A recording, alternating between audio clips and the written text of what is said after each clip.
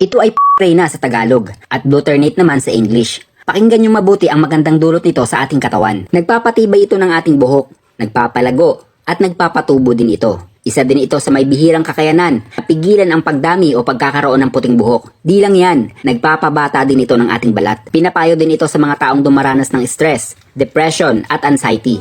Lumabas sa pag-aaral na ang halamang ito ay nagagawang pagandahin ang ating mood. Nagagawa din itong mamultiply ang antioxidant sa ating katawan na nagreresulta sa paggaling ng cancer cells. Kahit stage 4 cancer, din ito sinasanto at napapagaling niya ito. Kayang-kaya din itong alisin ang dumi sa ating dugo, mga bara sa daluyan ng ating dugo.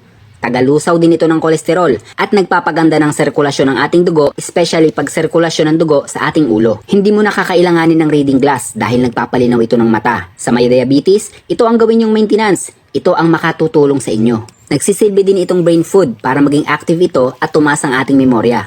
Isa ang fatty liver sa sakit na mahirap gamutin, pero maraming pag-aaral na ito ay nakakagamot ng sakit ng fatty liver. Isa ito sa nagtitrending na halamang gamot sa ngayon dahil sa mga nadiskubreng kakayanan nito. Marami pa tayong dapat malaman sa halamang ito. Nabitin ka din ba sa topic natin? Ako din nabitin.